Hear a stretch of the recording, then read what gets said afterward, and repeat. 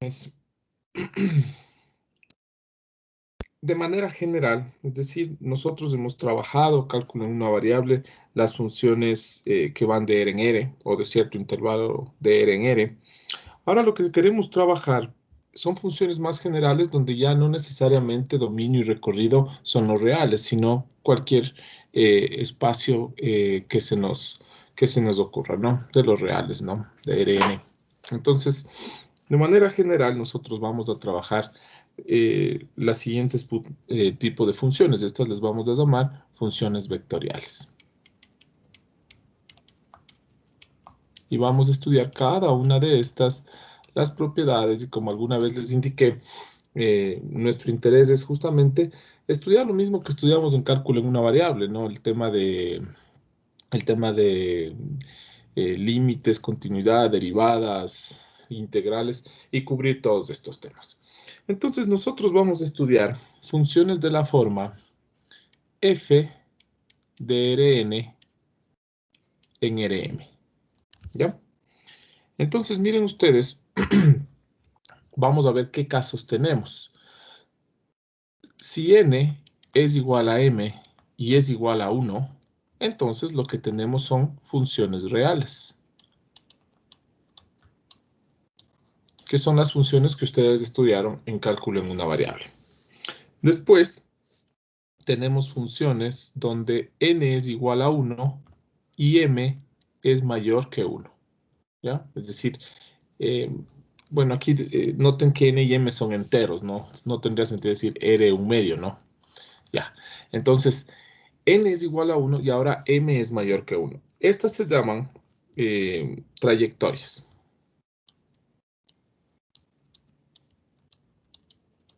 Los nombres podrían cambiar un poquito, habría que ver, a estas trayectorias también les suelen llamar funciones vectoriales, pero la idea es que no nos confundamos con el nombre de acá general de funciones vectoriales. Entonces, eh, y ya, de hecho, estas son las primeras que vamos a estudiar, porque miren ustedes, las funciones reales ustedes ya estudiaron. Entonces, justamente nuestro tema de estudio de las próximas clases va a ser justamente las trayectorias.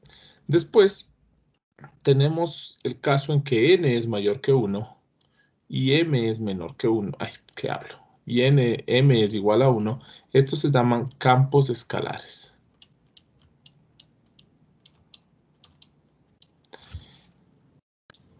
Ya vamos a ir poniendo ejemplos. Y finalmente tenemos que tanto n como m son mayores a 1. Estos se llaman campos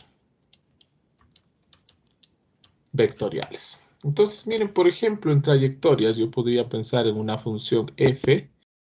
Bueno, sin que esto sea una regla, a las trayectorias les voy a llamar con letras griegas, es decir, alfa, beta, gamma, delta, sin que eso sea una regla. Es decir, si yo veo alfa, yo no voy a pensar directamente en trayectoria. Tendré que ver cómo está definida para asegurarme que es una trayectoria.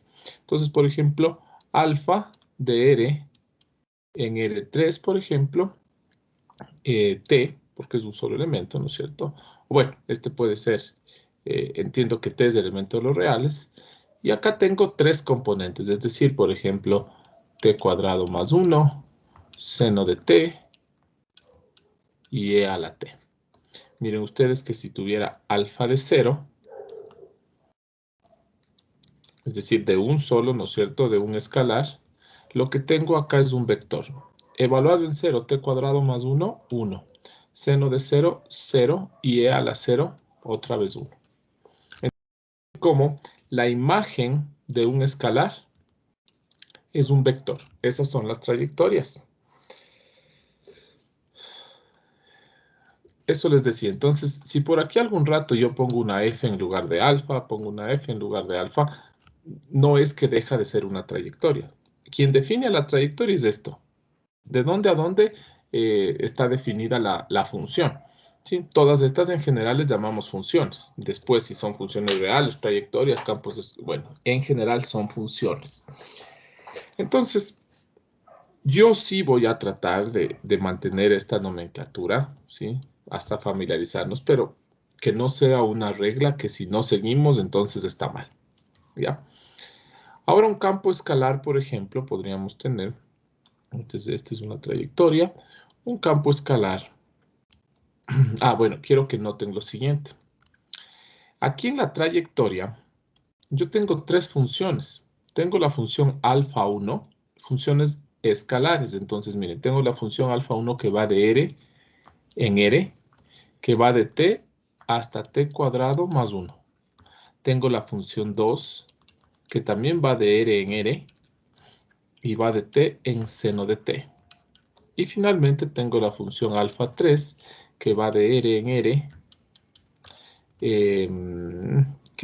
va de t en e a la t. Entonces miren ustedes cómo estas tres funciones juntas, ¿sí? Estas son funciones escalares, regulares, ¿no? Estas tres funciones forman justamente una trayectoria.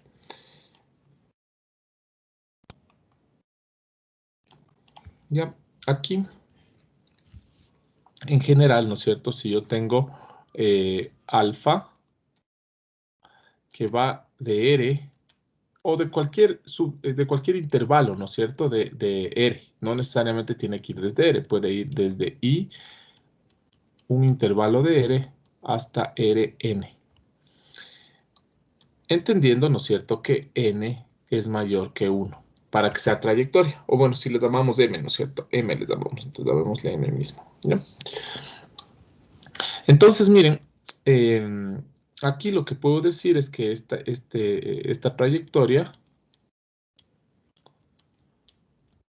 o las componentes, pongamos, las componentes, o bueno, sí, pongamos esta trayectoria tiene m componentes. Y acá voy a poner funciones reales. Como acá, ¿no es cierto? Miren ustedes, tenemos de R en R3 y justamente tengo 1, 2 y 3 funciones reales a este lado. No sé si tienen ahí alguna pregunta, chicos. ¿Sí? Entonces, miren, a la larga vamos a ver que trabajar con trayectorias es básicamente, ¿sí?, saliéndonos un poco del formalismo, es básicamente trabajar con varias funciones reales al mismo tiempo. Eso vamos a ver a su debido tiempo. Ahora, vamos a ver campos escalares.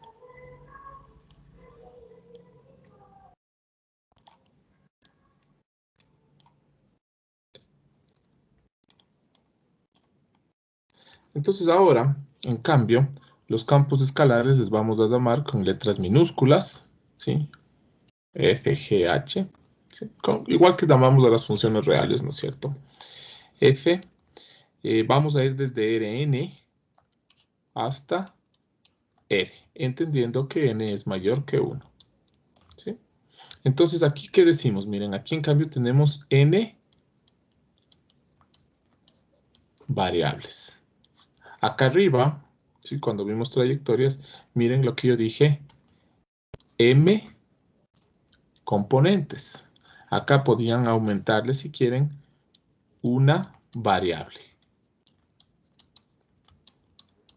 Entonces, miren, tienen una variable que en este caso sería t, y tienen tres componentes que son justamente las tres funciones escalares que están acá, alfa 1, alfa 2 y alfa 3. Mientras que acá abajo tenemos n variables y podríamos pensar que tenemos una sola componente, que es este real, ¿no? Entonces, por ejemplo, f de R3 en R, R3 podría ser, ¿no es cierto?, X y Z, y acá cualquier suma de ellos, resta, seno, lo que sea una función real. Entonces, o sea, que me entregue un escalar, perdón. Qué sé yo, X cuadrado por E a la Y más el seno de XZ. Listo. Entonces, por ejemplo, aquí podríamos tener F evaluado en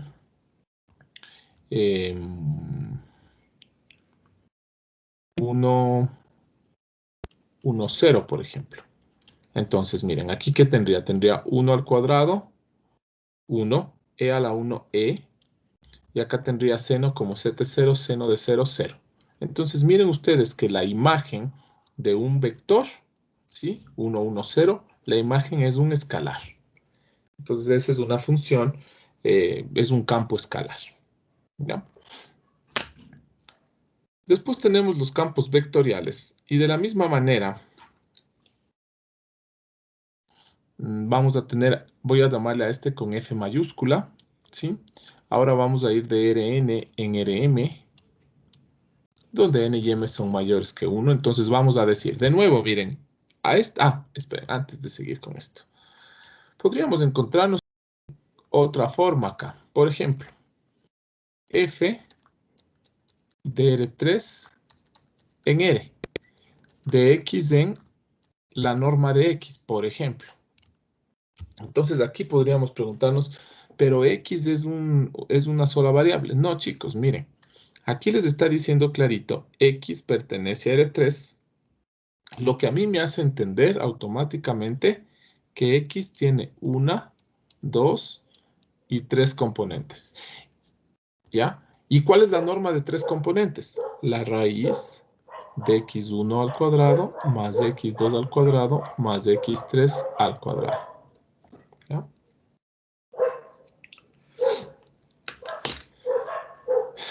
Y ahí tienen entonces ustedes, ¿no es cierto? No se dejen llevar por algunas cosas. Primero, no se dejen llevar por el nombre de la función, es decir, si se llama f, si se llama alfa, si se llama... No, no importa. Vamos a manejar una nomenclatura, pero si cambiamos un poco, no importa. Si ustedes ven R3, X y Z, no tienen problema, pero si ven R3 y X, tal vez sí tienen problema. No se asusten. Si X pertenece a R3, automáticamente tiene 3 componentes. Listo, entonces, sigamos por acá. Un campo vectorial va de Rn en Rm. Entonces, ¿qué vamos a decir? De la misma manera, n variables. Y por acá tenemos m componentes. Por ejemplo, si vamos f de R2 hasta R3, entonces estos m componentes voy a decir también m campos escalares. Y ya van a ver, de la misma manera que las trayectorias eran varias funciones reales juntas, los campos vectoriales son varios campos escalares juntos. M campos escalares. ¿Ya? Entonces, miren, ahí tenemos f que va de R2 en R3. Cojamos, por ejemplo, XY. Y por acá, juntemos XY como se nos ocurra, ¿no? Qué sé yo, X más Y, logaritmo natural del valor. Ah, pero es que voy a tener, no pongamos logaritmo natural porque me tocaría sacar. Vamos a la XY y por acá X menos coseno de Y. ¿Ya? Y ahí tengo, miren, 1, 2 y 3 componentes. Entonces, miren, y 2 variables. Miren, las variables, ¿cuáles son? X, Y. Y X y Y se juntan de tal forma que al otro lado me dan 3 componentes. Podríamos pensar F evaluado en 1,0. Y me daría 1 más 0, 1. E a la 0, 1. X vale 1 y el coseno de 0 también vale 1. Entonces acá me saldría 0. ¿Sí? Entonces miren cómo la imagen de un par ordenado es una tripleta ordenada. ¿Sí? Justo lo que esperábamos, ¿no es cierto? En la preimagen tenemos 2, en la imagen tenemos 3. Ahora sí, ¿a qué me refiero con M? Yo de aquí puedo sacar 3 campos escalares, que sería F1. ¿De dónde a dónde? Mantengo el dominio, R2. Pero el campo escalar va en R. Entonces cojo XY hasta X más Y. Y miren ustedes, tienen acá un par ordenado y acá un escalar, campo escalar. F2, de nuevo de R2, XY en R. Y por acá tienen E a la XY. Y finalmente F3, que va también de R2 en R. Y tienen acá XY hasta X menos el coseno de Y. ¿Ya? Copien hasta ahí, por favor.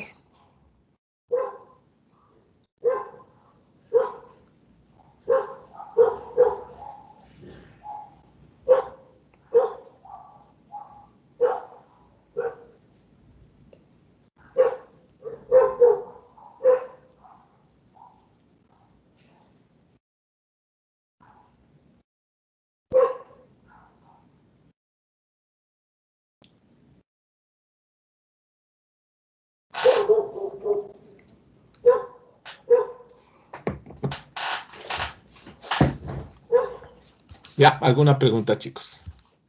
Entonces, eso es lo que vamos a estudiar de estas tres funciones, porque como les dije, las primeras ya no. Entonces, vamos nosotros a estudiar tres cosas, ¿no es cierto? Trayectorias. Recuerden, las trayectorias van de R o de un escalar en un vector, ¿sí? Lo podemos ver como varias funciones escalares juntas. Después vamos a estudiar los campos escalares, donde un escalar nos genera un vector. A ver, aquí estoy mal. ¿Qué dice aquí? Ah, no, perdón. Estoy bien. Campos escalares, donde un vector nos genera un escalar. Acá arriba, en las trayectorias, un escalar nos genera un vector. En los campos escalares, un vector nos genera un escalar. Y finalmente vamos a estudiar campos vectoriales, ¿sí? Que le vamos a ver como, de la misma manera que vimos a las trayectorias, los campos vectoriales les vamos a ver como varios campos escalares juntos. A ver, verán. ¿Cómo vamos a enfrentar estos temas? Este tema de trayectorias es bastante sencillo, ya se van a dar cuenta. Porque cuando hago hincapié en que las trayectorias son varias funciones reales juntas, vamos justamente a trabajar de esa manera. Es decir, vamos a trabajar en todas las funciones reales, como ya sabemos. Entonces, este tema de trayectorias nos va a parecer súper sencillo, ¿sí? No vamos a tener problemas con este tema. Es una extensión. Simplemente si tenemos aquí tres funciones escalares, como en el ejemplo, nos tocará trabajar 3 veces y nada más. Campos escalares sí va a ser un tema totalmente nuevo. Entonces es aquí donde tenemos que poner bastante atención en este semestre, es donde las dudas van a venir, ¿sí? Es en este de aquí donde podríamos tener algún problema. Aquí voy a dedicar más tiempo. Y los campos vectoriales otra vez se hacen sencillos porque si nosotros ya manejamos los campos escalares, miren ustedes que los campos vectoriales no es más que varios campos escalares juntos. Entonces, si ya dominamos campos escalares, como en este ejemplo, tenemos 3 campos escalares, tendremos que trabajar con los 3 campos escalares al mismo tiempo. Pero en teoría, ya cuando lleguemos a este tema, campos escalares estará totalmente dominado, ¿sí? Entonces, pensemos en que trayectorias es fácil, campos escalares es algo nuevo, no es difícil, pero es nuevo, entonces cuesta un poco más, y de nuevo campos vectoriales se hará o le haremos, ¿no es cierto? Sencillo. Listo, continuemos entonces. Veamos antes de entrar, porque eso es lo que quiero hacer, ¿no es cierto? Quiero entrar en lo que es campos, trayectorias, ¿sí? Antes de eso voy a hablar sobre algunas operaciones y cosas por el estilo. Ya, entonces miren ustedes lo que les decía, ¿no? Esta nomenclatura de aquí es importante.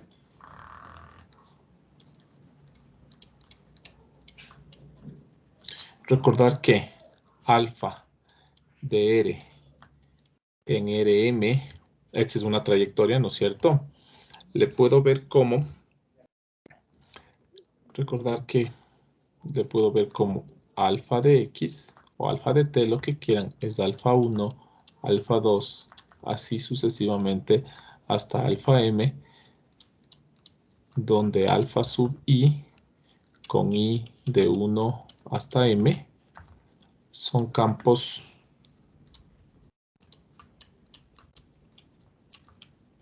que son funciones, perdón, son funciones reales o funciones escalares.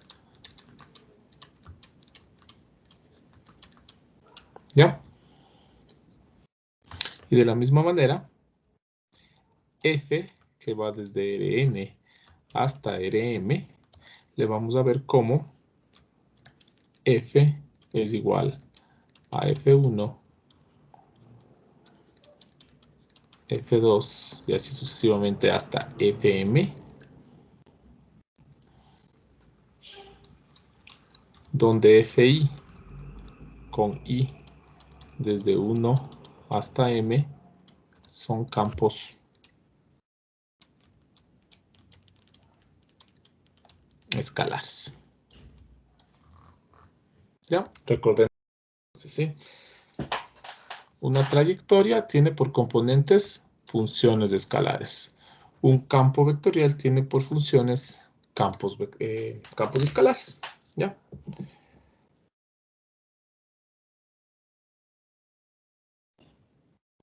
Hablemos un poco de las operaciones entre funciones.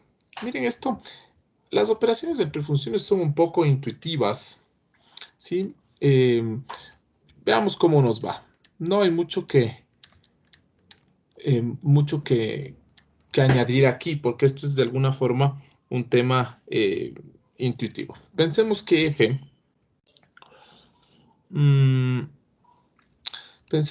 f, a ver, dados, pongámoslo así, miren.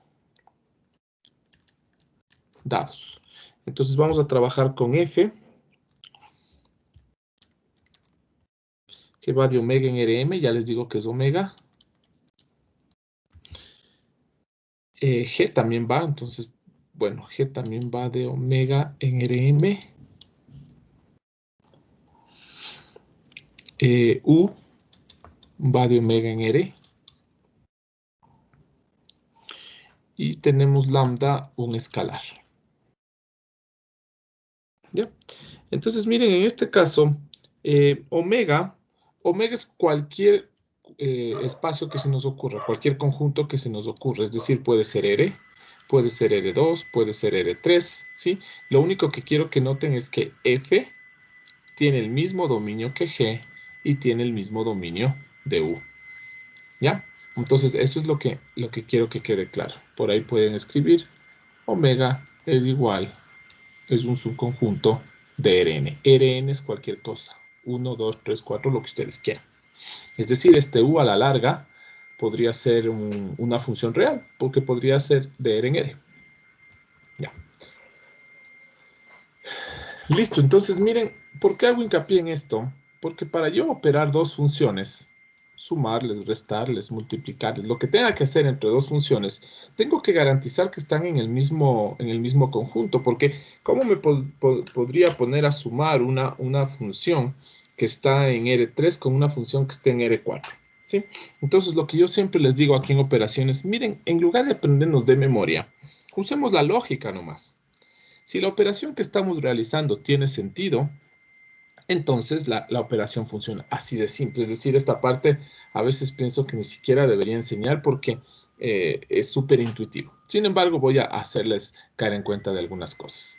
Quiero que ustedes noten que aquí,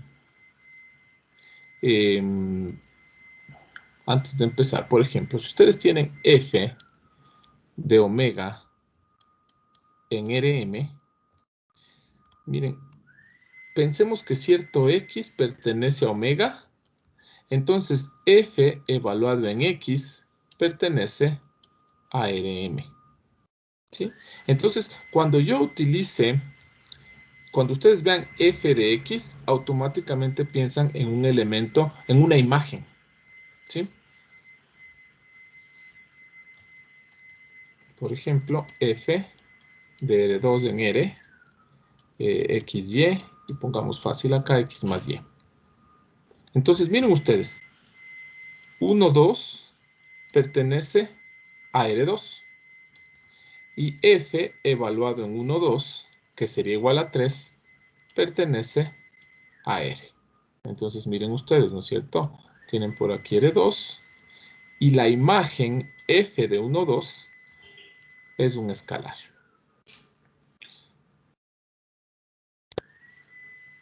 ¿Ya? Entonces eso también deben haber ustedes visto en cálculo en una variable. En cálculo en una variable ustedes deben haber visto, por ejemplo, aquí mismo, ojo, f es la función.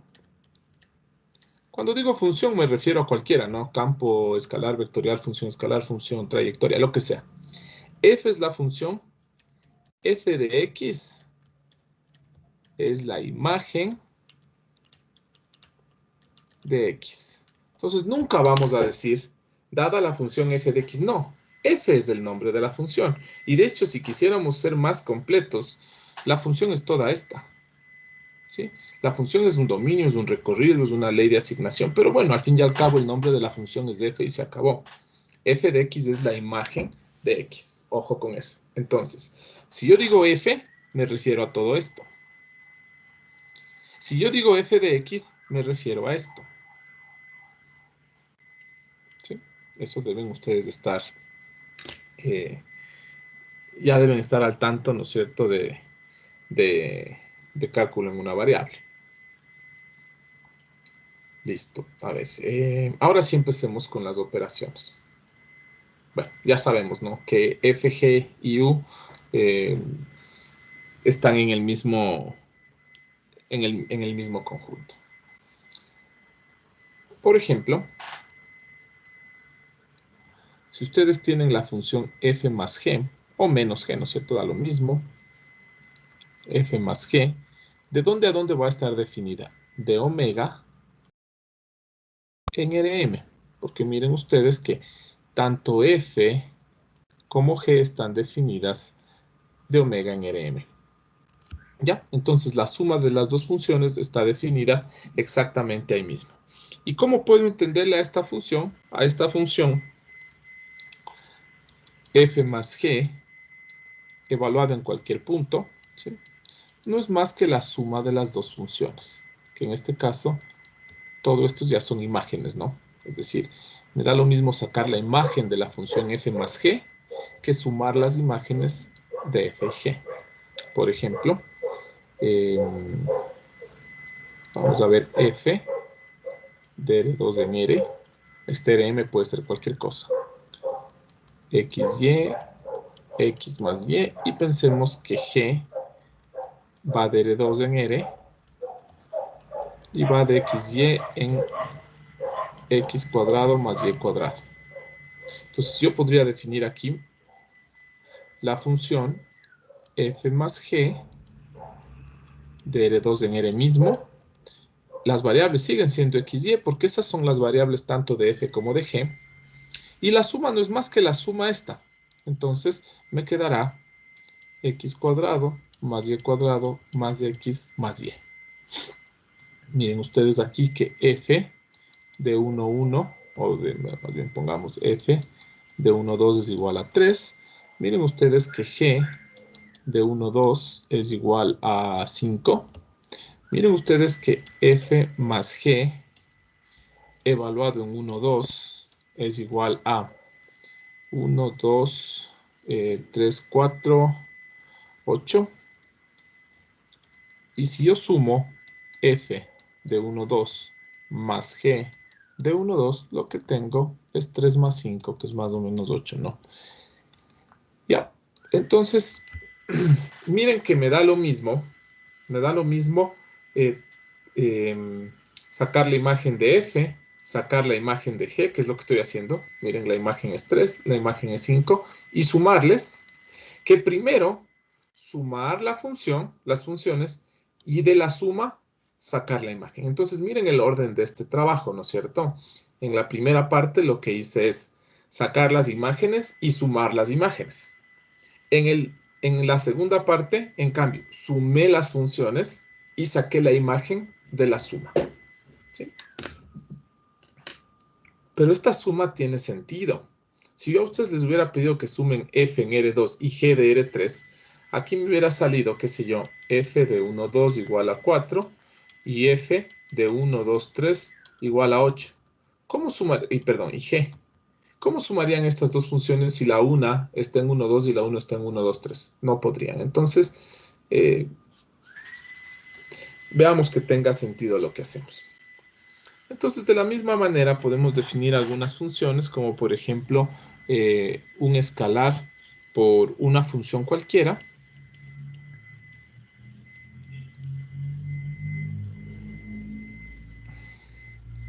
Esto puedo verle como que me da lo mismo multiplicar escalar por la función y sacar la imagen que multiplicar el escalar por la imagen.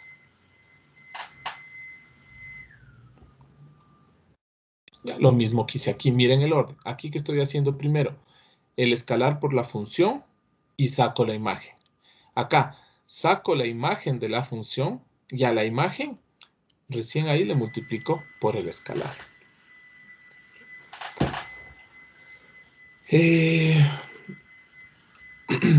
Ahora, por ejemplo, tienen una función u. Recuerden que la función u es escalar. U por f. Vamos arriba. ¿Dónde está definida u? U está definida en omega y f también está definida en omega. Pero miren, la imagen de f es un vector, la imagen de u es un escalar. Veamos. Va de omega en Rm. Me da lo mismo multiplicar u por f y una vez que están multiplicados ver cuál es la imagen, que sacar la imagen de u y multiplicarle por la imagen de f. Veamos un ejemplo de este de acá. Entonces igual, ¿no? Tengo, qué sé yo, u de omega. Veamos, trabajamos con EB2. U va en los reales. XY. Y pensemos que por acá tenemos XY. Y pensemos que por acá tenemos F que va de R2 en R3. Y veamos que esto es igual, depende de XY. Y por acá pongamos X más Y, X menos Y. Y pongamos X. ¿Ya? Entonces, miren, el producto de U por F. Miren que U va de R2. F también está en R2, entonces el producto necesariamente irá de R2. ¿Por qué? Porque son dos las variables que voy a utilizar. Ahora, las imágenes. ¿Qué creen ustedes que resulta del producto de un real por un vector? Resulta un vector. ¿Sí? Ustedes multiplican 2 por 1, 2, 3. Esto les sale 2, 4, 6. Entonces, un escalar por un vector es un vector. Entonces, aquí lo que estamos multiplicando, recuerden, a este lado es el dominio, que tengo que asegurarme que sea el mismo, y a este lado es la imagen, que tiene que resultar de la operación que tenga entre los dominios. Entonces, un escalar por un vector, R3. Y eso es intuitivo. Acá, ¿qué me quedará? XY, y por acá me quedará x cuadrado y más xy cuadrado, x cuadrado y menos xy cuadrado, y acá me quedará x cuadrado y. Miren, lo que hice fue multiplicar, justo como multiplican ustedes un escalar por un vector. ¿Cómo multiplican un escalar por un vector? Componente a componente. Entonces lo que hice fue el escalar, ¿no es cierto? Porque al fin y al cabo, este de aquí es un escalar. Una vez que le dé valores a x y y, ¿no es cierto? Pero miren, aquí me dice que x y es un escalar. Entonces, el escalar me tocará multiplicar por cada una de las componentes del vector. Y es eso lo que obtengo. Y miren que si yo saco u de 1, 1, me queda 1. No, bueno, no hagamos 1, 1. Hagamos u de 2,1. Me queda 2. F de 2, 1. Me queda 2 y 1, 3. 2 menos 1, 1. Y x sería solamente 2. Y miren ustedes que el producto de estos dos me quedará 6, 2 y 4. ¿Ya? Y si yo hago algo similar acá y digo u, f, así se llama, miren, así se llama mi función u por f. A esta función le voy a evaluar en 2,1. Me queda 2 al cuadrado, 4. Por 1, 4. Y acá 2 por 1, 2. Me queda 6. Aquí en cambio me queda 4 menos 2. Me queda 2. Y acá es el producto el cuadrado del primero por 1, que el cuadrado del primero 2 me sale 4. ¿Ya?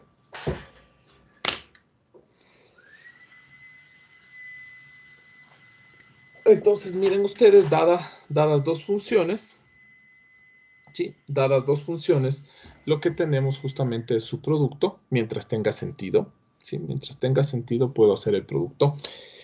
¿Por qué tiene sentido aquí? Primero, porque las dos están unidas en el mismo conjunto. Y después estoy hablando de producto. ¿Tiene sentido hacer el producto entre un escalar y un vector? Sí, no hay ningún problema. Listo, ahora, Veamos el producto punto, por ejemplo.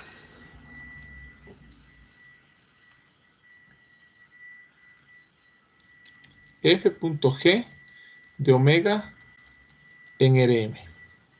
¿Sí? Entonces esto es como hacer el producto punto de las dos. Me da lo mismo que primero sacar las imágenes y luego hacer el producto punto.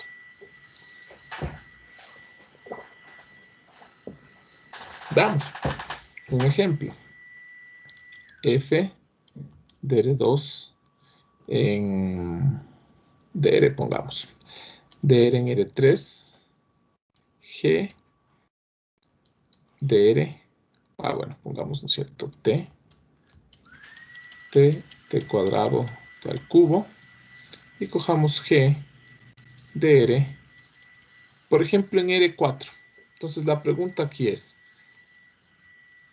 cuando yo digo FG, estoy haciendo el producto de las imágenes. Miren acá, de nuevo. Cuando hice F más G, noten ustedes que cuando hice F más G, la suma realmente fue ¿qué? Fue la suma de imágenes, es decir, la imagen del uno más la imagen del otro. Acá que hice el producto de un escalar por de una función escalar por una vectorial, miren que al fin y al cabo el producto fue de la imagen con la imagen. Entonces aquí, de la misma manera, el producto punto del que estoy hablando será, por eso hago hincapié en esto, el producto punto al fin y al cabo es imagen por imagen. Entonces aquí ya no tendrá sentido hacer el producto punto entre una imagen en R3 y una imagen en R4. Entonces tendré que pensar en hacer también DR3, ¿no es cierto? T. Y aquí pensemos T más 1 a la T y 2T. ¿Ya? Miren, el producto punto, como les digo, repito, el producto punto es entre las imágenes. Repito. La suma de FG, sume la imagen más la imagen para obtener la imagen de F más G.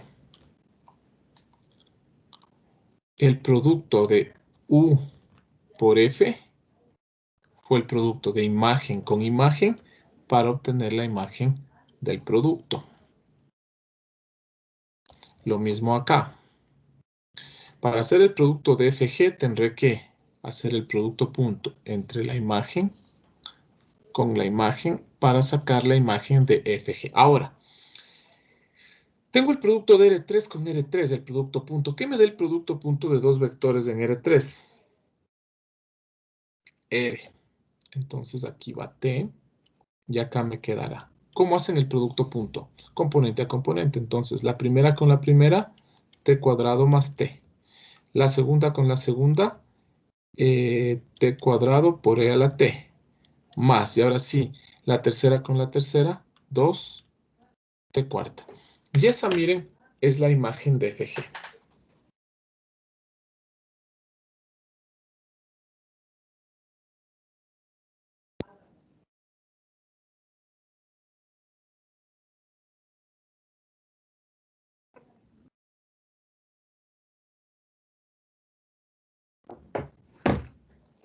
¿Ya? Y ahí podrán hacer el mismo ejercicio, ¿no? F de 2 les va a quedar aquí 2, 4, 8. G de 2 les va a quedar, estoy bien, ya. G de 2 les va a quedar 3, E cuadrado y 4. Y el producto punto les va a quedar, bueno, 2 por 3, 6. 8 por 4, 32. Y 6, 38. Más 4e al cuadrado. Y si ustedes hacen f.g, así se llama la función, f.g, y le evalúan en 2, les va a quedar 2 por 2, 4, y 2, 6, y 32, 38. 2 por 2, 4, más 4e cuadrado. ¿Ya? Y les queda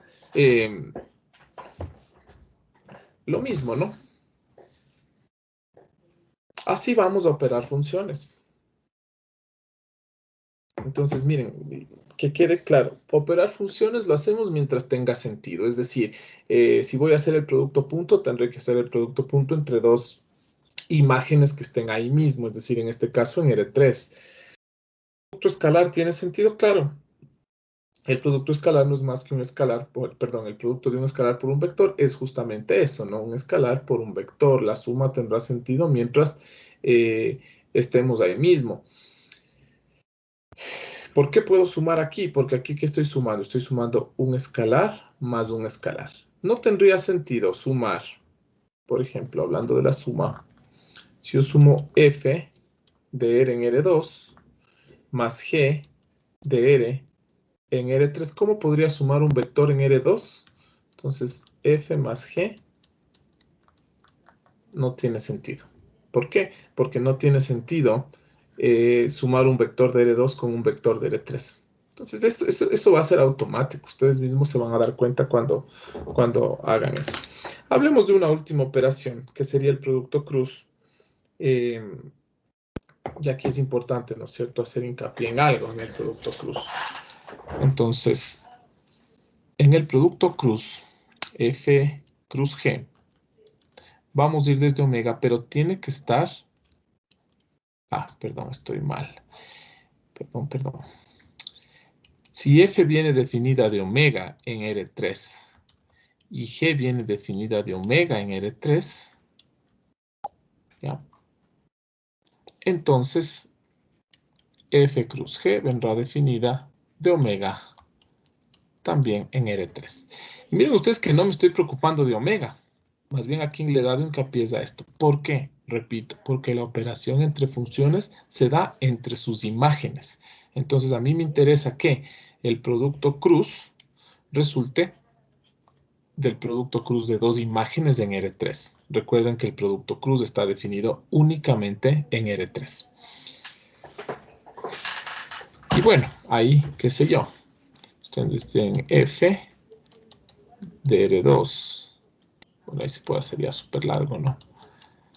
R3, XY, XY, X más Y, X menos Y.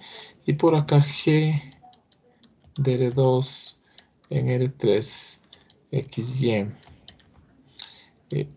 a la XY, X menos Y y Y. ¿Ya? Entonces miren ustedes que F cruz G se va a definir de R2, perdón, de R3, ay, ¿qué estoy haciendo aquí? Claro, de R2, porque son dos las variables. En R3 va a depender de X y de Y. Y acá, bueno, nos tocará hacer ya el ejercicio así, ¿no? Y JK, XY, X más Y, X menos Y, a la XY, X menos Y y Y. ¿Ya? Entonces, una vez más, miren que el producto cruz lo estoy haciendo el producto cruz entre las imágenes, es decir, entre estas, ¿no? El producto cruz va entre esta imagen y esta imagen. La suma va entre las imágenes del producto, va entre las imágenes del producto punto, va sobre las imágenes. ¿Sí? Y manteniendo siempre el dominio. R2, R2, R2. No tendría sentido que F y G estén definidas en R2 y mágicamente F cruz G me aparece definida en R5.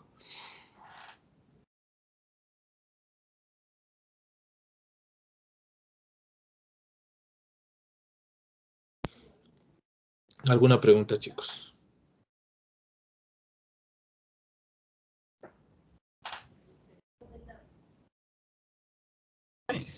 Profe, Dime. dice que el producto cruz solo está definido en R3, ¿verdad? Claro. ¿Eso qué significa? ¿Que no hay cómo sacar algún vector ortogonal en 4 o en R4, por ejemplo? ¿O cómo? ¿Qué significaría eso? Quiere decir que tú solo puedes hacer el producto cruz entre vectores de R3. Es decir, si tú tienes 1, 2, 1, cruz, 3, 2, menos 5, puedes hacer este producto cruz.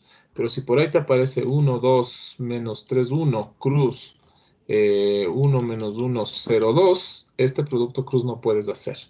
El producto cruz de 1, 2 con 3 menos 1, tampoco puedes hacer. Aquí, lo que sí puedes hacer en este R2 es verles a estos dos más bien como 1, 2, 0, cruz, 3, menos 1, 0. Pero ahí, ¿qué es lo que pasa? Que tú estás trabajando en XY. Y para poder hacer el producto cruz, lo que te toca es ampliarle a R2, ampliarle a R3. Entonces, ¿puedes hacer este producto en R2? No. Pero de R2 sí puedes ampliarle a R3 aumentándole un 0. Pero de R4 no, pues, porque ahí, ¿cómo haces de R4? Le eliminas de este de acá y este de acá y ya no es lo mismo. O le eliminas al del medio. No, ya, simplemente no está definido. ¿Sí? ¿Estamos de acuerdo? Ok, gracias, profe. Sí, entonces no hay producto cruz en R2 ni en R4. El producto cruz está en R3. Listo, ahora sí entremos al cálculo de trayectorias. Copien por favor lo que tengan que copiar, pregunten lo que tengan que preguntar y sigamos.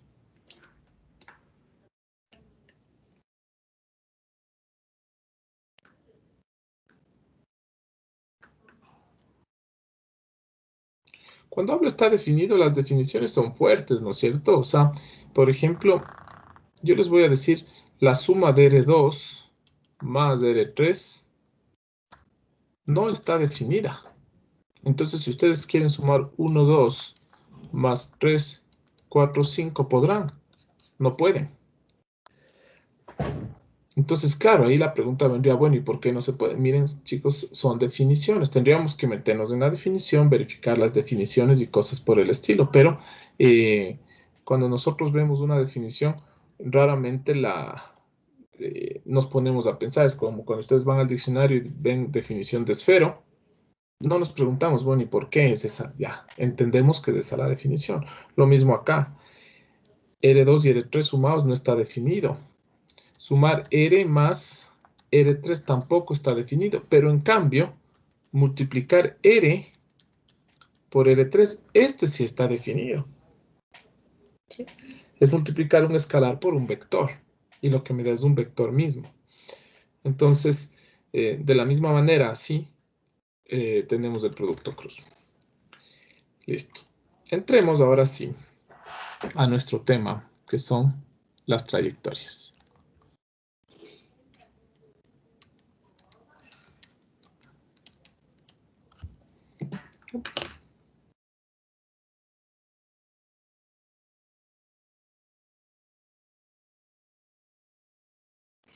Bueno, entonces miren, en esto voy a ir un poquito rápido porque no, bueno, pararé donde tenga que parar. Las trayectorias, en términos generales, son funciones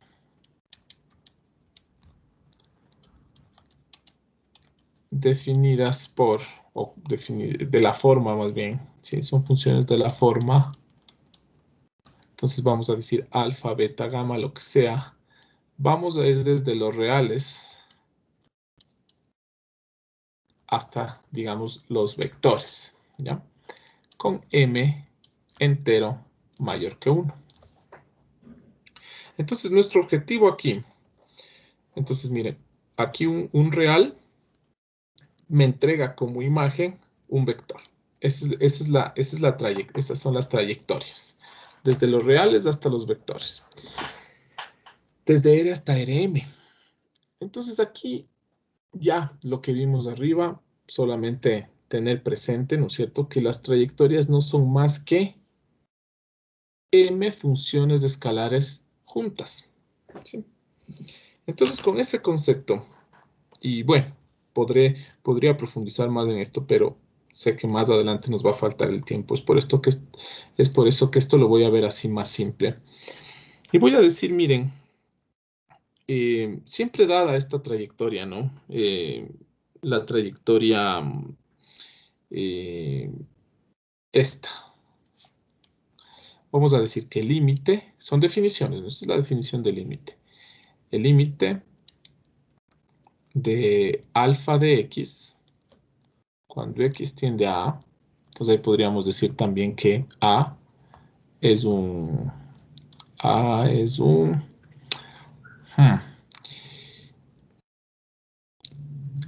Aquí nos vamos a meter, a ver, en un tema.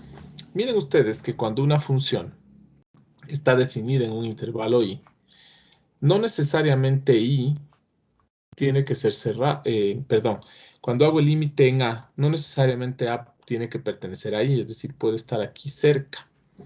Esto se llama clausura. No sé si ustedes vieron el conjunto clausura. No sé si alguien me puede decir si saben lo que es la clausura de un conjunto. Bueno, no importa, ¿no es cierto? Lo que pasa es que si yo trabajo, por ejemplo, en menos 2 a 4, sí tiene el sentido buscar el límite cuando x tiende a menos 2. Esto sí tiene sentido. Pero si yo les digo el límite cuando x tiende a 8, esto no tiene sentido. Entonces, ¿cuál es la diferencia si menos 2 no pertenece al conjunto y 8 tampoco pertenece al conjunto? Lo que pasa es que menos 2 está en la clausura del conjunto. Pero bueno, si quieren hablar así en términos informales, menos 2 está súper cerca del conjunto y el 8 no. ¿Ya? Entonces, vamos a definir y vamos a decir.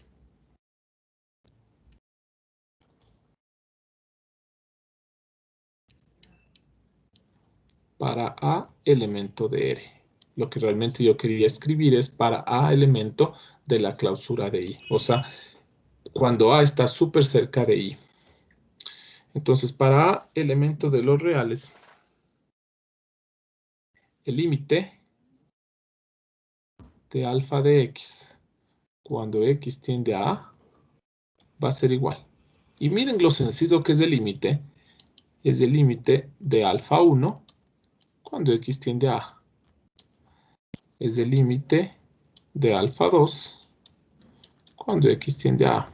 Y así sucesivamente hasta el límite de alfa sub m cuando x tiende a A. Siempre y cuando los límites de la derecha existan.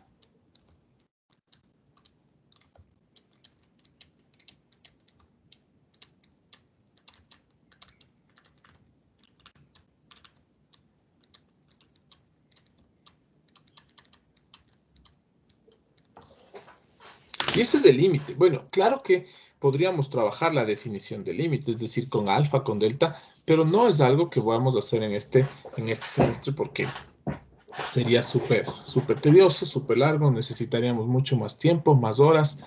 Entonces, vamos a entender al límite de una trayectoria como el límite de sus componentes. Entonces, por ejemplo, si ustedes tienen,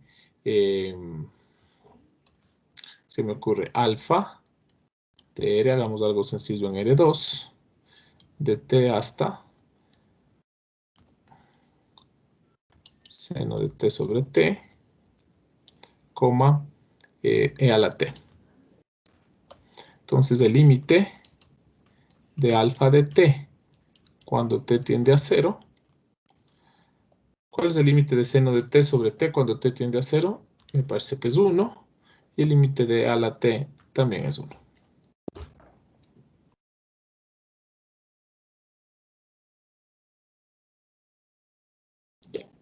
Entonces a eso me refería que miren, las trayectorias no deberían causarnos el más mínimo problema porque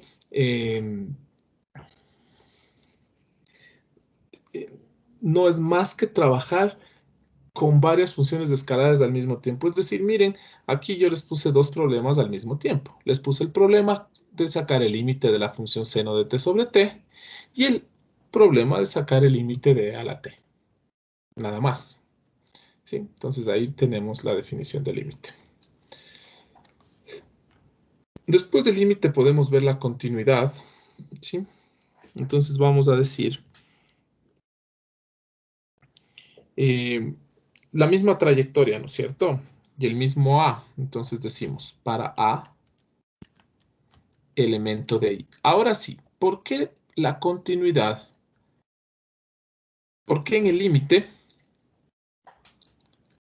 A es elemento de los reales, porque no necesariamente el límite tiene que ser calculado en un elemento del dominio. En cambio, la continuidad sí es analizada en un elemento del dominio. Entonces aquí, miren, es importante que ustedes sepan que estamos trabajando con esta función. ¿Sí? Es una función, es una trayectoria que va definida desde cierto intervalo de los reales en Rm. Entonces, para el límite no hay problema que A pertenezca a los reales, porque el límite, recuerden, no es necesario sacar en un punto del dominio. Sin embargo, la continuidad sí. Entonces acá, para A, elemento de I. Entonces, para A, elemento de I, lo que vamos a decir es, decimos que alfa es continua en A si el límite de alfa de X cuando X tiende a A, o alfa de T, lo que sea. Igual esta es una variable local, ¿no? Si yo pongo aquí alfa de T y acá pongo T, da lo mismo. Es igual a alfa evaluado en A.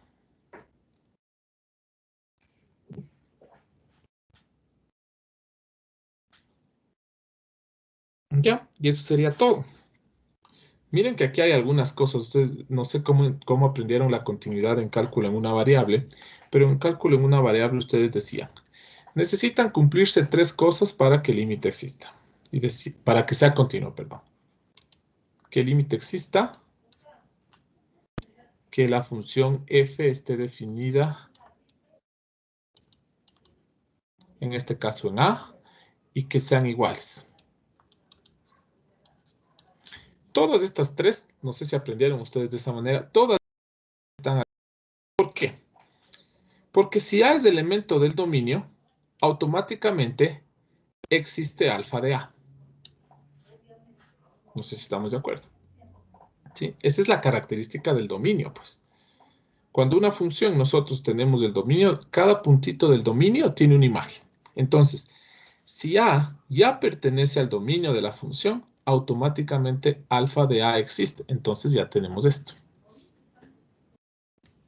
Si vamos a igualar alfa de A, algo que sí existe, deberemos igualar con algo. Automáticamente, al decir que voy a comparar estos dos, entonces automáticamente ese límite tiene que existir. Y ahora sí, al final lo que tiene que cumplirse es que estos dos sean iguales. Entonces, cuando yo hablo de continuidad y decimos que alfa es continua, si se cumple esto, estoy diciendo, siempre y cuando, obviamente, esto exista y esto también. Si uno de los dos no existe, entonces, ¿cómo me atrevo a comparar dos cosas que no existen? ¿Sí? Entonces, si ustedes aprendieron cómo está acá al lado derecho, está bien. Sin embargo, esta expresión incluye todo lo de la derecha.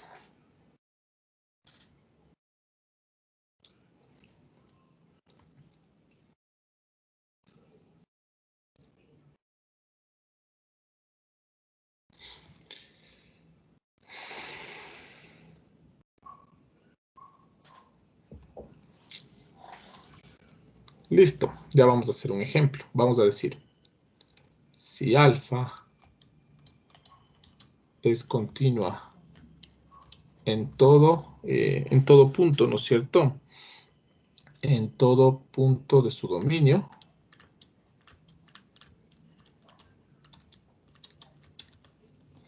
decimos que alfa es continua. Listo. Por ejemplo, ¿no es cierto? Cuando ustedes tenían f de R en R, de t hasta el seno de t, decían, el seno de t, esta es una función continua. ¿Por qué? Porque la función seno es continua en todos sus puntos.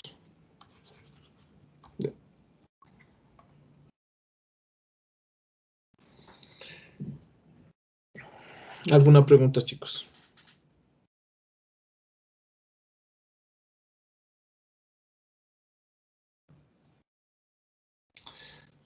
Si quieren un ejemplo, podemos pensar en la trayectoria beta, ¿sí? Que vaya desde... Bueno, ya vamos a ver desde dónde. Vamos, que ponemos por acá.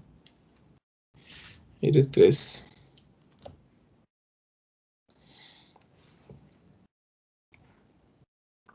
Desde T hasta seno de T, coseno de T. Hagámosla fácil, E a la T. Y acá pongamos R, porque no tengo ningún problema.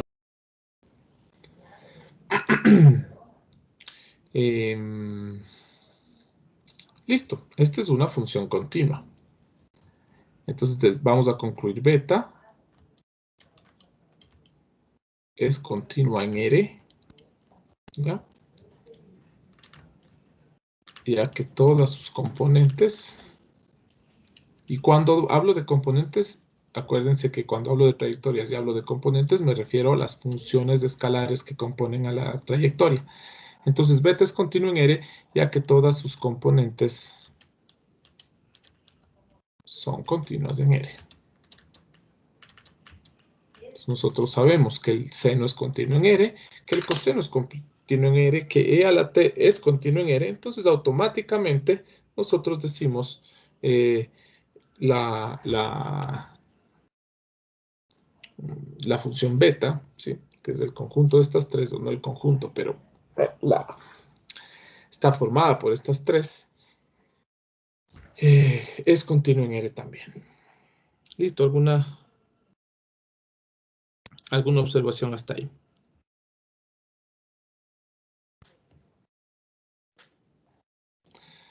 Entonces, hasta ahí tenemos límite. Hasta ahí tenemos continuidad. Veamos directamente derivada. Ustedes ya se imaginarán cómo es la derivada. Entonces, vamos a decir para A, elemento de I, y en este caso vamos a decir I abierto. ¿Ya? La derivada de alfa en A no es más que la derivada de alfa 1 en A, la derivada de alfa 2 en A, y así sucesivamente la derivada de alfa 3 en A. Siempre y cuando todas las derivadas de la derecha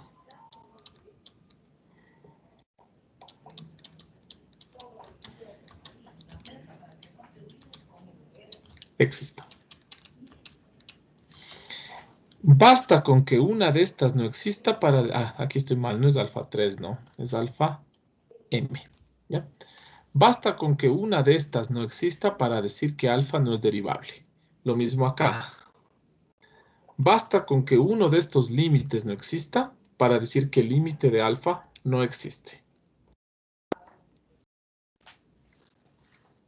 Esa es la definición. Aquí podríamos completar si quieren. Para A, elemento de R, el límite de alfa cuando X tiende a A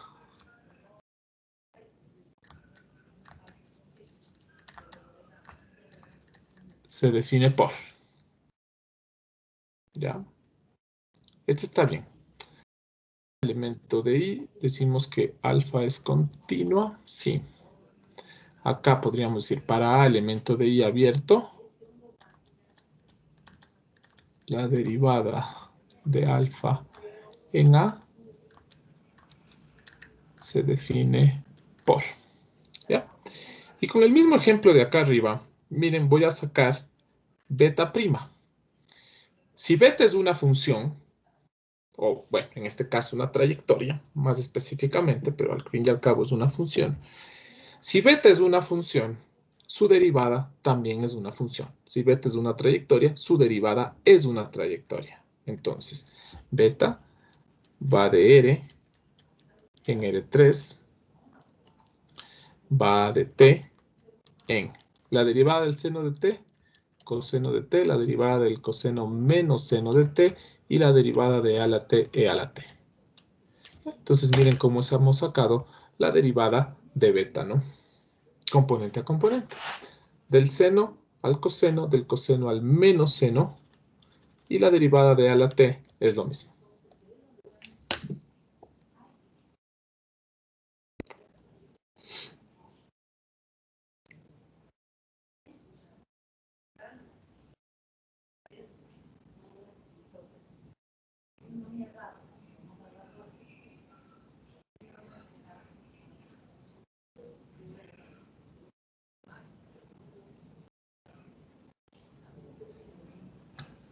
Listo, ¿qué nos falta? La integral. Y bueno, la integral será lo mismo.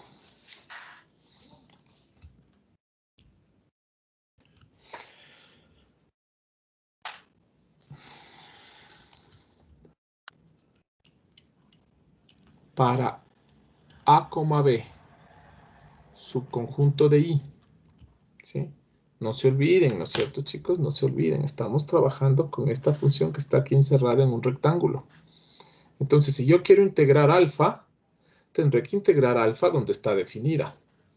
Ahora, por ejemplo, el seno está definido en todos los reales. ¿Necesariamente le tengo que integrar en todos los reales? No, el seno está definido en todos los reales y yo le puedo integrar entre -1 y 1. No pasa nada. Lo mismo acá. La función alfa está definida en i, ¿ya? Pero yo le puedo integrar a la función alfa. Le puedo integrar en cualquier subintervalo o subconjunto de i. Entonces vamos a decir para AB, la integral de alfa entre A y B se define por, entonces miren, la integral de alfa de t o de x de t entre A y B no es más que la integral entre A y B de alfa 1 de t de t, la integral entre A y B de alfa 2 de t de t, y así sucesivamente hasta la integral entre A y B de alfa m, porque son m componentes, ¿no es cierto?, de t de t. Y a veces la integral no es tan... alguna integral podría no estar definida, podría irse al infinito, ¿no es cierto? Entonces vamos a decir, siempre y cuando las integrales de la derecha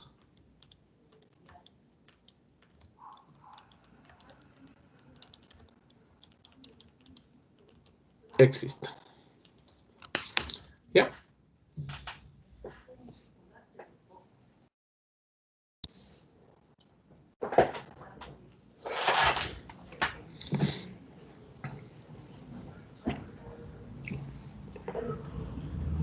¿Alguna pregunta hasta ahí, chicos? Bueno, yo un ejemplo estaría de más, ¿no es cierto?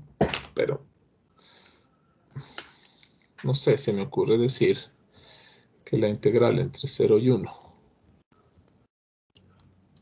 de beta de t es igual a la integral del seno de t entre 0 y 1. O tal vez podríamos hacer entre 0 y pi, ¿no es cierto? Más fácil. La integral entre 0 y pi de beta de t es igual a la integral entre 0 y pi del seno de t de t, la integral entre 0 y pi del coseno de t de t, y finalmente la integral entre 0 y pi de e a la t de t. Eso ya tendremos que calcular, ¿no es cierto? La integral del seno menos coseno. Menos coseno en pi, 1. Este me parece que es 2. La integral del coseno, seno en 0 y pi es 0. Y la integral de e a la t es de e a la t, y entonces me quedaría e a la pi menos e a la 0, que es 1, ¿no? Bien. Verifique alguien este 2. Sí, por favor. Ya, sí, sí está bien. Ya.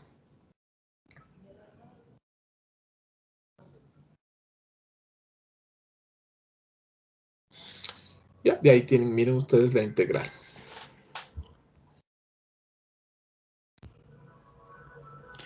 Ya, aquí igual algunas operaciones, no las mismas operaciones que arriba, pero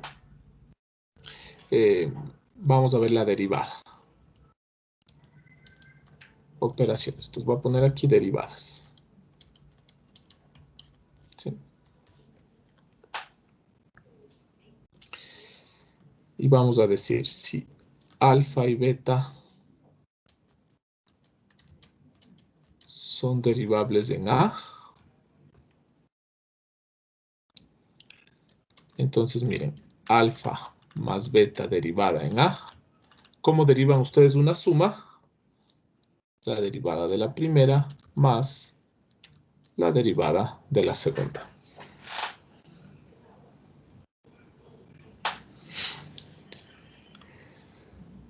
De la misma manera, si tienen alfa, no, en este caso alfa es derivable en A.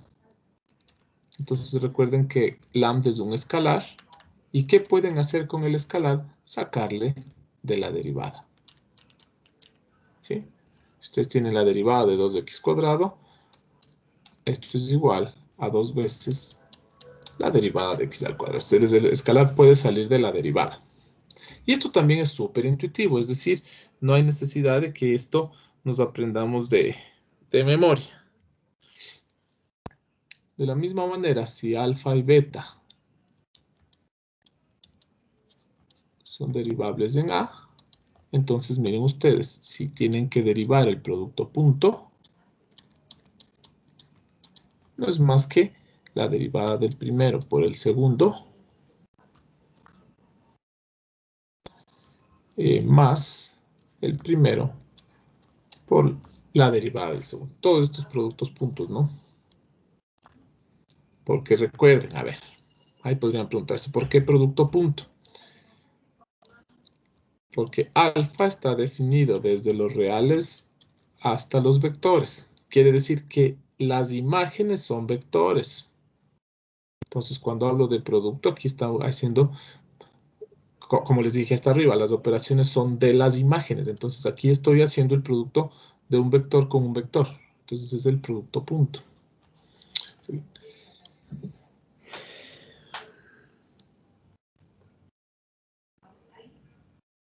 Ya.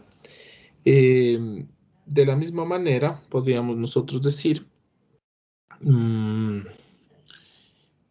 sé, el producto cruz, por ejemplo. Entonces aquí vamos viendo, ¿no? Si quieren ustedes hacer la derivada del producto cruz, entonces será la derivada del primero cruz del segundo más el primero cruz la derivada del segundo. Y así sucesivamente.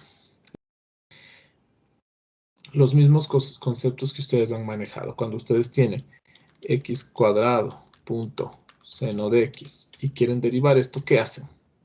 Entonces hacen el 2x seno de x más x cuadrado coseno de x. Y ya, simplemente están aplicando la propiedad de la derivada de un producto. Lo mismo que arriba. ¿Sí? Con la diferencia que el producto que acá manejamos, producto punto o producto cruz. ¿Por qué? Porque la imagen en las trayectorias es un vector. Y entre vectores manejamos producto punto y producto cruz. ¿Qué hora es? Ya, nos quedan unos 10 minutitos.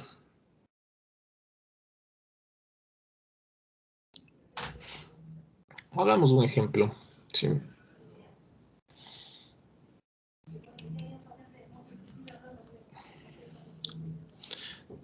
Tomemos alfa.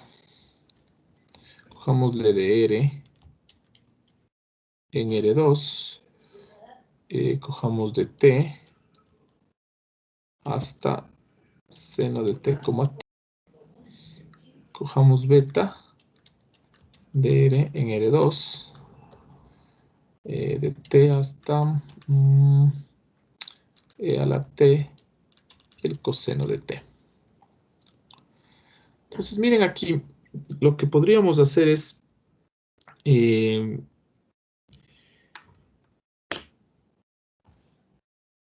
vamos a sacar el producto punto y le vamos a derivar. Entonces, lo que voy a hacer es lo siguiente. Yo podría derivar alfa de t, producto punto, beta de t, y derivarle. ¿Sí? Y yo quiero demostrar, quiero verificar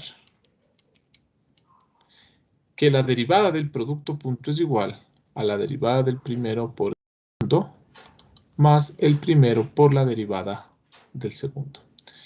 Cuando yo tengo una igualdad o tengo una proposición de este tipo y pido verificar, entonces lo que vamos a hacer es resolver el un lado de la igualdad y el otro lado de la igualdad y ver que eso es real. Es decir, este de aquí, ¿no? Entonces vamos a ver. A este le vamos a llamar 1 y a este le vamos a llamar 2. Trabajemos en 1 primero. Miren que en 1 lo que me pide es primero hacer el producto punto y después derivar. Entonces vamos a decir que alfa punto beta, ¿sí? Evaluado en cualquier t, es igual. ¿Cómo hacen el producto punto de alfa y beta? Recuerden que el producto punto es de las imágenes. Entonces les queda e a la t seno de t más t coseno de t. Y si ustedes derivan esto, les queda. Entonces ya una vez que hemos hecho el producto punto, vamos a derivar. Y nos queda lo mismo más de a la t. Ahora sí derivo el seno de t, que es de a la t, más la derivada de t es el coseno de t, y la derivada del t me queda menos t seno de t. Veamos, a la t, seno de t, a la t, coseno de t, coseno de t, menos ya. ¿Está bien? Y esto es lo que me queda una vez hecho el producto punto derivado. Ahora, 2. Voy a hacer alfa prima por beta y a eso le voy a sumar alfa punto beta prima. Igual. Veamos. ¿Qué es alfa prima? Alfa prima es coseno de t, 1, producto punto. ¿Qué es beta? Beta tal cual, ¿no? E a la t, coseno de t, más. Ahora alfa mantengo, es decir, seno de t, t. ¿Y qué es lo que derivo ahora? Lo que derivo ahora es beta, que es e a la t y menos seno de t. Y ahora sí, veamos este producto punto cómo me queda. Me queda, la primera me queda, a ver, aquí está algo raro. No, bien, está claro. Me queda e a la t, coseno de t, más coseno de t, más e a la t, seno de t, menos t, seno de t. ¿Sí? Entonces, miren, e a la t, seno de t, e a la t, seno de t. E a la t, coseno de t, e a la t, coseno de t. Coseno de t, coseno de t, y menos t seno de t, menos t seno de t. ¿Ya? Entonces, demostrado, o más que demostrado, verificado, la derivada de un producto punto, ¿no? Entonces, ¿qué hice en el primero? En el primero hice el producto punto y derivé. Y en el segundo, primero saqué el producto punto, primero saqué las derivadas y luego hice el producto punto.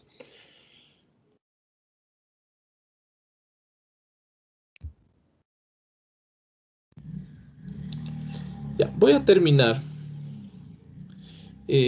con una proposición que nos va a servir todo el semestre. Así como todo el semestre les dije que nos iba a servir saber que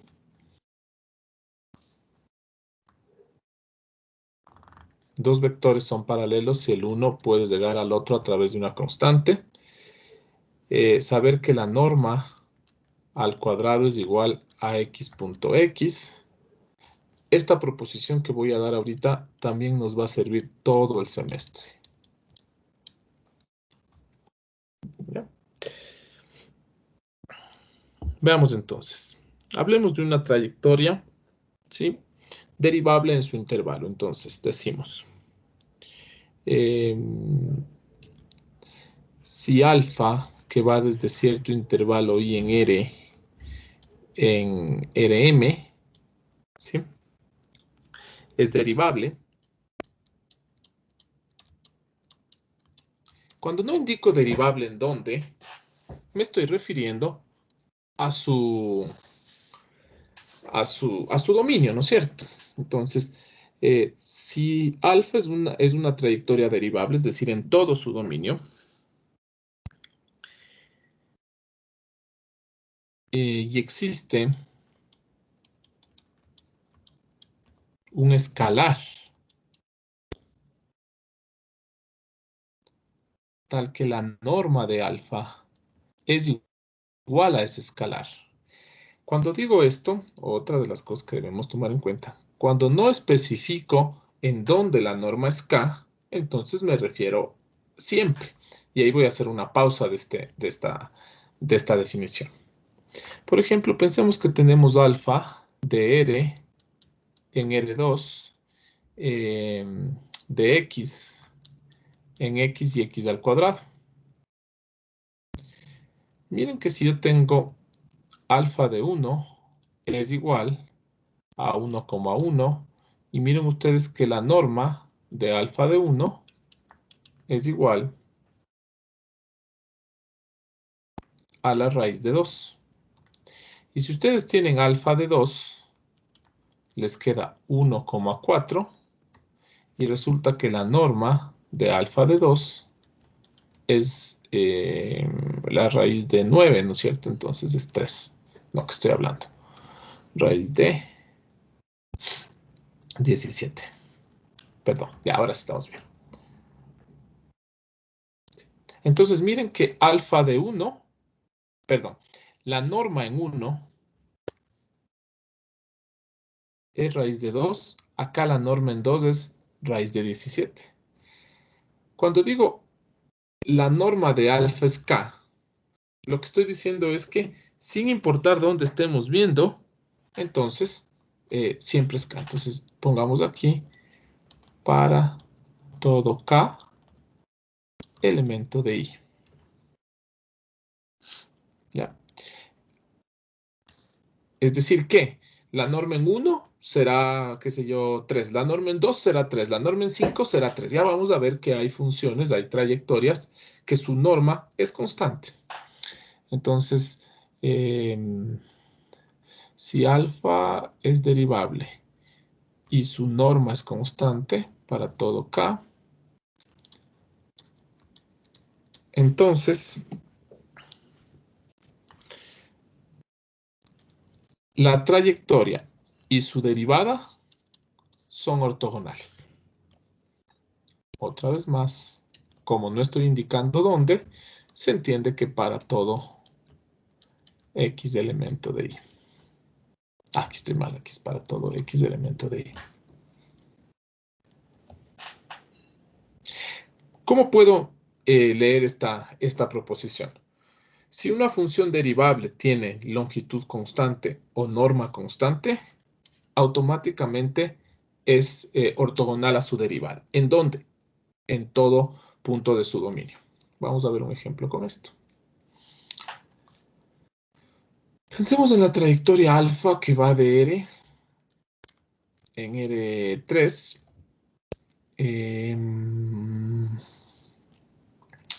Va de T hasta seno de T, coseno de T y 2, por ejemplo. ¿Ya? Miren ustedes que alfa de T, es decir, alfa evaluado en T, tenemos que es seno de T, coseno de T y 2. La norma de alfa de T, es decir, en cualquier T, no importa si es 1, 2, 3, no importa, es igual a la raíz del seno cuadrado de T más el coseno cuadrado de T y más 4. Pero miren ustedes que el seno cuadrado de T más el coseno cuadrado de T es 1. ¿Sí? Entonces, esto es 5. Y miren ustedes, sí, que la norma no depende de t. Es decir, que si t es 1, la norma es 5. Si t es 8, la norma es 5. Entonces, para todo t. Sí. Miren ustedes, entonces ahí tienen un ejemplo de una trayectoria cuya norma es constante. ¿Alguna pregunta, chicos?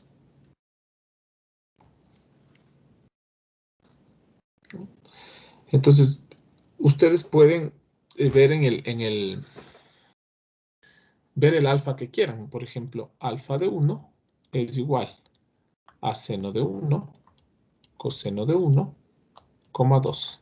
Y la norma de alfa de 1 es igual a la raíz del seno cuadrado de 1 más el coseno cuadrado de 1 más 4. Miren ustedes que el seno cuadrado de 1 más el coseno cuadrado de 1 es 1. Aquí me queda 5 y así sucesivamente. ¿Sí? Entonces ahí tienen, miren, una trayectoria cuya norma siempre es 5, independiente del... ya se me fue la idea. Independiente de t, siempre es 5. Entonces aquí tenemos, y aparte de eso es derivable, claro. Miren, el seno es derivable, el coseno es derivable, el 2 es derivable. Entonces aquí tenemos justamente lo que nos dice el enunciado. Leamos de nuevo. Si alfa es derivable, ya está. Existe un k tal que la norma siempre sea k. Sí, raíz de 5. Entonces concluimos que siempre la función y su derivada son ortogonales. Verifiquemos esto. Alfa prima, voy a poner así directo alfa de t, alfa prima de t. ¿Cómo sacamos la derivada de una trayectoria? Componente a componente.